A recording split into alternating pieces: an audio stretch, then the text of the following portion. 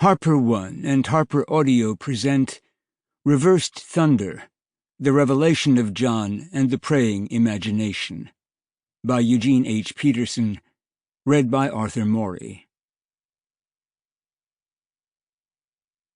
Introduction. The voice of the Lord is upon the waters.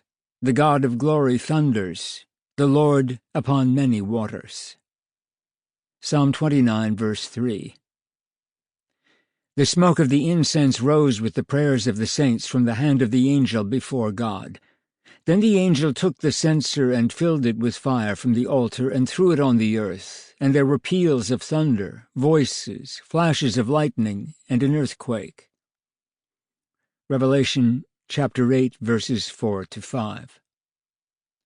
Prayer is reversed thunder, Christ's side-piercing spear, the 6 days' world transposing in an hour.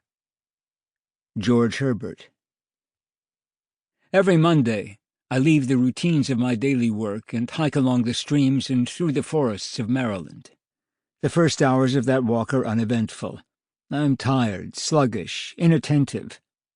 Then birdsong begins to penetrate my senses, and the play of light on oak leaves and asters catches my interest.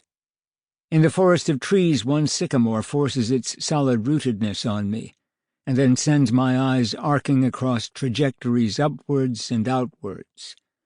I have been walking these forest trails for years, but I am ever and again finding an insect that I have never seen before, startling me with its combined aspects of ferocity and fragility.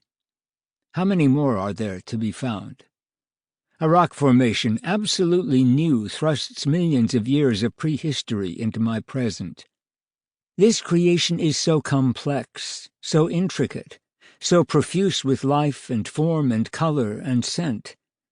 And I walk through it deaf and dumb and blind, groping my way, stupidly absorbed in putting one foot in front of the other, seeing a mere fraction of what is there. The Monday walks wake me up, a little anyway, to what I miss in my sleepy routines. The wakefulness lasts sometimes through Thursday, occasionally all the way to Sunday. A friend calls these weekly rambles Emmaus walks, and their eyes were opened, and they recognized him. Luke chapter 24, verse 31.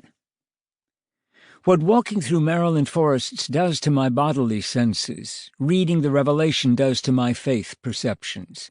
For I am quite as dull to the marvelous word of Christ's covenant as I am to his creation.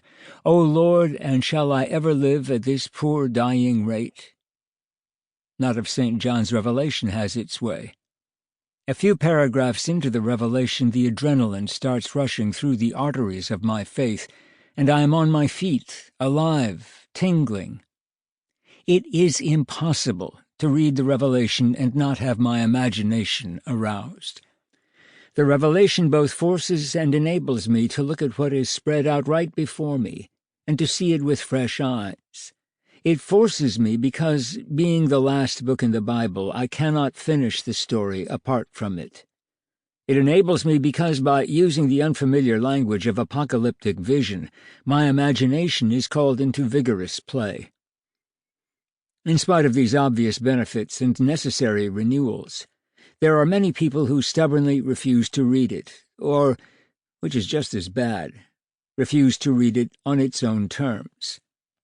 These are the same people who suppress fairy tales because they are brutal and fill children's minds with material for nightmares, and who Bowdlerize Chaucer because his book is too difficult as it stands. They avoid the demands of either imagination or intellect. If they cannot read a page with a rapid skim of an eye trained under the metronome of speed reading, they abandon the effort and slump back into passivity before cartoons and commercials. But for people who are fed up with such bland fare, the Revelation is a gift, a work of intense imagination that pulls its reader into a world of sky battles between angels and beasts, lurid punishments and glorious salvations, kaleidoscopic vision and cosmic song. It is a world in which children are instinctively at home, and in which adults, by becoming as little children, recapture an element Sample complete. Ready to continue?